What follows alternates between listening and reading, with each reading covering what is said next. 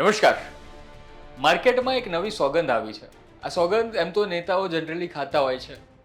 એ ખાઈ કઈ સોગંદ છે, પહેલાં તમને એક સવાલ પૂછવો છે. જ્યારે તમે ભરી અદાલતમાં જુઓ છો કે જે કટકડામાં ઊભો હોય છે અને તે ગીતા ઉપર હાથ મૂકીને કહે છે કે હું જે પણ કહીશ તે સાચું કહીશ અને પછી તે સાચું બોલે છે ખરો? આ સવાલનો જવાબ તમને સૌને ખબર છે.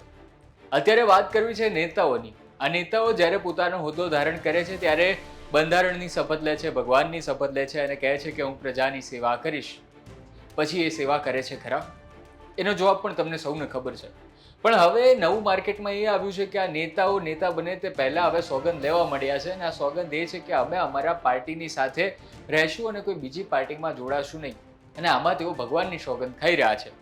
હવે આ કિસ્સો કેમ બન્યો તેની વાત કરું તો તાલાળાની આ જે તાલુકા પંચાયતની ચૂંટણી છે તે ખૂબ રસપ્રદ બની છે. રસપ્રદ કેમ બની છે? કારણ કે ભાજપ, આમ આદમી પાર્ટી અને કોંગ્રેસ આ ત્રણેય વચ્ચે જે ત્રિપાખીયો જંગ થયો છે ને સત્તા કોણ બનાવશે તેની માટેની જે ગઠજોડ ચાલી રહી છે તે ખૂબ મહત્વની છે. અને આ તાલાળા તાલુકા પંચાયતની જે આ બેઠક છે, જે આ ચૂંટણી છે તે ખૂબ રાજકીય રીતે કિસ્સો જે છે તે ખૂબ આવનારા સમયમાં પણ યાદ રહેવાનો છે. કારણ કે અત્યારે ભાજપ પાસે 9 ઉમેદવાર છે, કોંગ્રેસ પાસે 2 ઉમેદવાર છે અને આમ આદમી પાર્ટી પાસે 7 ઉમેદવાર છે.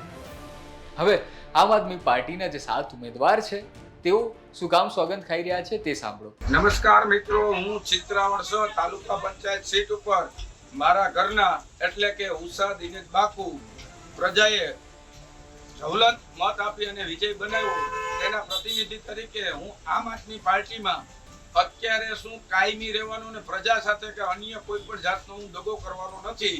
જેથી હું ભગવાન શ્રી કૃષ્ણ ઈષ્ટદેવના સોગંદ ખાઈને કહું છું કે ગમે તેવી લાલચ આવે ને આવી છે ઓફર ભારતીય જનતા પાર્ટીમાંથી કે પ્રમુખ તમે, મારે પ્રમુખ બનવું નથી. હું આમ આદમી પાર્ટીનો સૈનિક છું ને સૈનિક રહેવાનું. મારું નામ છે વિજયભાઈ કનકભાઈ શિયાળ, ધાવા જસા કુમતા.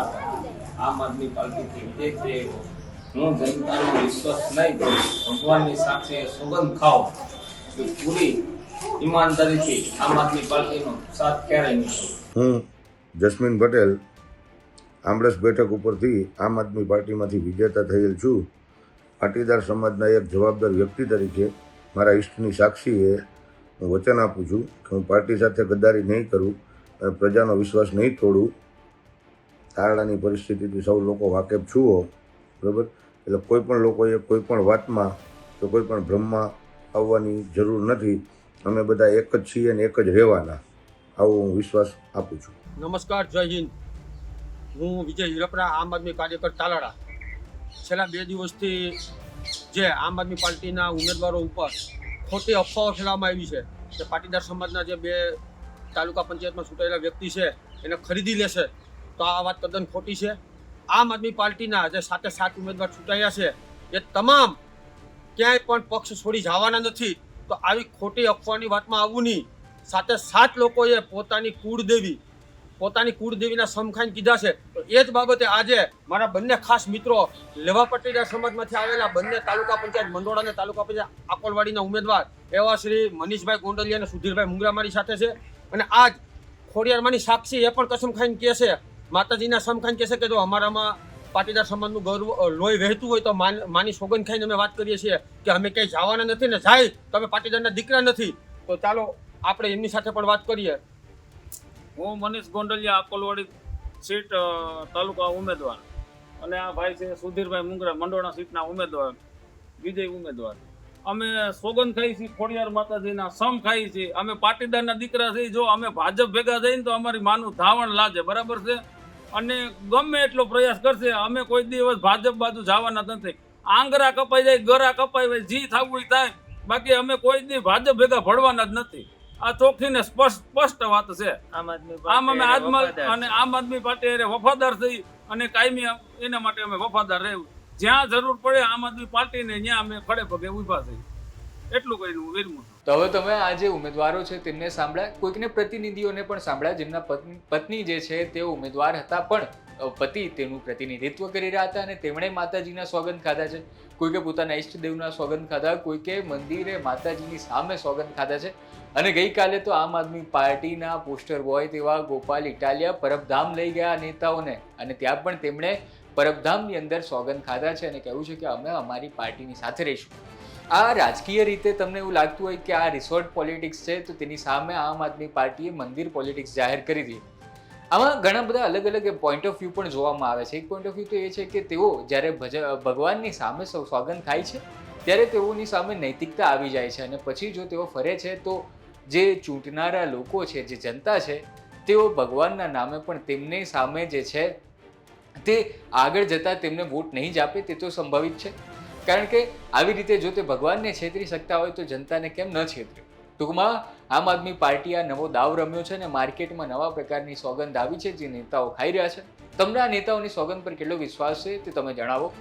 અત્યારે આમ આદમી પાર્ટીના ગોપાલ ઇટાલિયા જે ગઈકાલે પરબધામ ગયા હતા, તેમણે ત્યાં શું કરાવ્યું તે પણ જોઈ લો. અમે ભેસાણ ખાતે આવેલા પરબના પીરના આશીર્વાદ લેવા માટે આવ્યા છે. જુનાગઢ તાલુકા પંચાયતની ચૂંટણીમાં અમારી પાર્ટીમાંથી 9 ઉમેદવારો ચૂંટાયા છે અને 9 ઉમેદવારો સામે પક્ષેથી ચૂંટાયા, જેના કારણે ટાઈ પડવાના કારણે કોઈ પણ પક્ષનું બહુમતી ન આવે એવો સંજોગ ઉપસ્થિત થતા આ અમારા બધા ઉમેદવારોએ એવો નિર્ણય કર્યો કે આપણે પરમના પીરને માથું ટેકાવી અને એક સોગંદ લઈએ, ટેક લઈએ કે જનતાએ જે આશીર્વાદ આપ્યો છે, જનતાએ જે ભરોસો મૂક્યો છે અને જનતાએ જે 5 વર્ષ માટે જવાબદારી સોંપી છે એ જવાબદારીમાં ક્યાંય કાચા ન પડીએ, પાછા ન પડીએ એવા આશીર્વાદ લેવા માટે બધા આવ્યા છે. આજે આ બધા ઉમેદવારોએ પરબના પીરને માથું ટેકાવ્યું છે, ટેક લીધી છે, નિર્ણય કર્યો છે, સોગંદ લીધા છે કે પરબે માથું નમાવ્યા પછી એમાં કોઈ બીજી વાત હોઈ ન શકે, કેમ કે ઈશ્વરના ગુનેગાર થવું એ સારી બાબત નથી. અને એટલે એ બધાએ આટલો સહકાર આપ્યો, બધાએ સહકાર આપ્યો એ બદલ પહેલા તો બધા અમારા ઉમેદવારોનો ખરેખર હૃદયપૂર્વક આભાર વ્યક્ત કરું છું. કેમ કે અત્યારે સમય એટલો બધો મુશ્કેલ છે કે જનતા પોતે પણ ક્યાંક હતાશ થાય અને એવા મુશ્કેલ સમયમાં બધાએ સાથ આપ્યો છે તો હું બધાનો આભાર માનું છું. અને તમારે કાંઈ પણ કહેવાનું બધા પોતાનું હું વડાલ તાલુકા પંચાયત